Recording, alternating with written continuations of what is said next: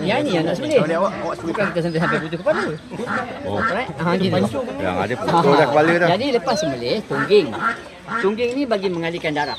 Terutama itik. Itik ni nak sebab tu itik lebih terbaik gantung. Hari orang saya gantung tepi pagar mana-mana sembelih je. Itik 100 di kampung. Kalau kita sembelih, kau tak gantung, dia terbang sebatu. Sebab apa? Proses pendarahan. Tadi. Jadi okey, cara dia kita tongging lepas tu letak perlahan. Jangan campak. Ini cara orang kampung. Kita nak kita belajar adalah halalan thayyiban. Okey.